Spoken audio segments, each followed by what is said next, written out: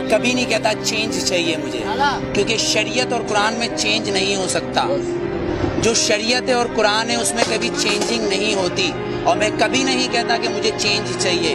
مجھے وہ چاہیے جو میرے آئین میں لکھا ہے. جسے یہ اسمبلی کے اندر بیٹھے ہوئے لوگ اسمبلی نو نو نو نو نو بالکل نہیں. اس آئین کو پڑھیں، کیونکہ آسما جہانگیر نے اس آئین کو اپنا بنایا ہوا ہے، صفدر عباسی نے اس آئین کو اپنا بنایا ہوا ہے. پر دستور پاکستان کا آرٹیکل نمبر 1 یہ کہتا ہے کہ یہ سلطنت خداداد پاکستان ہے، مطلب یہ اللہ کی زمین ہے. اگر میرا گھر ہے تو میرا قانون چلے گا. آپ نے مطالعہ پاکستان کی 9th کلاس کی کتاب پڑھی ہوگی جس کے اندر 14 نکات قائد اعظم کے ہیں، پر آپ آئین پاکستان پڑھنا بھول گئے جو منشور قرآن سے ہے.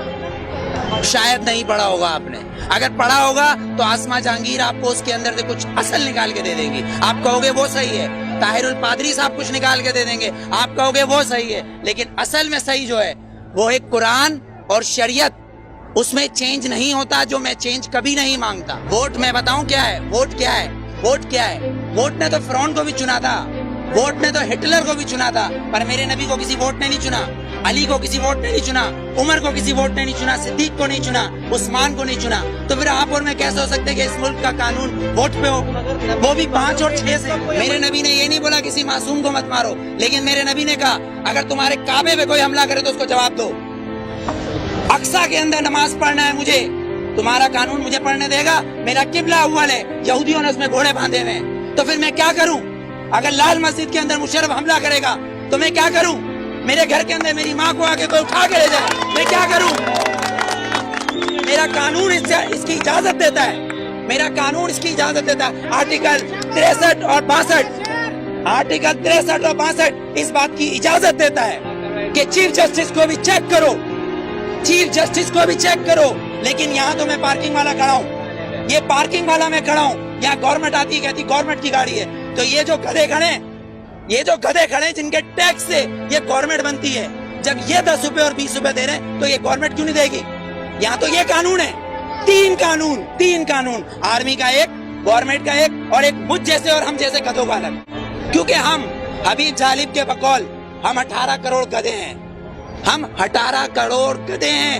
اگر صوفی محمد سواد کے یہ کہیں کہ میں دستور کو نہیں مانتا، آئین کو نہیں مانتا، تو وہ کافر، اس کو گرفتار کر لو، نظر بند کر دو، ٹھیک ہے، اس کو بند کر دو. اگر کوئی سیاستدان کہے کہ میں اس دستور کو نہیں مانتا تو وہ الیکشن کا حقدار.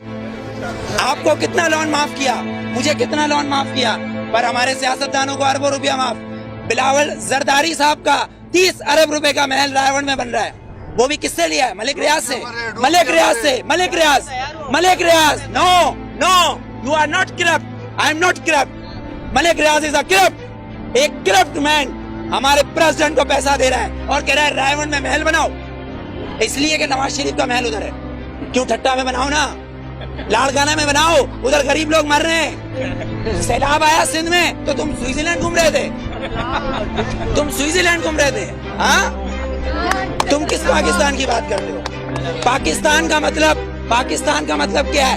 پاکستان، فارسی میں استان کو کہتے ہیں شہر، اور پاک ہے پہلا کلمہ طیب مانے پاک، اور طیبہ کا مطلب مدینہ ثانی ہے. یہ سن لے یہ یہودی حکمران جن کی ڈورے صرف واشنگٹن اور نیو یارک سے چلتی ہے، لندن سے ہلتی ہے، کسی کی پشاور، کوئٹہ، پنڈی یا کراچی سے ڈورے نہیں ہلتی.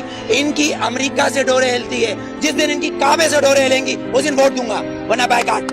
ووٹ میں بتاؤں کیا ہے؟ ووٹ کیا ہے؟ ووٹ نے تو فرعون کو بھی چنا تھا، ووٹ نے تو ہٹلر کو بھی چنا تھا، پر میرے نبی کو کسی ووٹ نے نہیں چنا، علی کو کسی ووٹ نے نہیں چنا، عمر کو کسی ووٹ نے نہیں چنا، صدیق کو نہیں چنا، عثمان کو نہیں چنا. تو پھر آپ اور میں کیسے ہو سکتے کہ اس ملک کا قانون ووٹ پہ ہو؟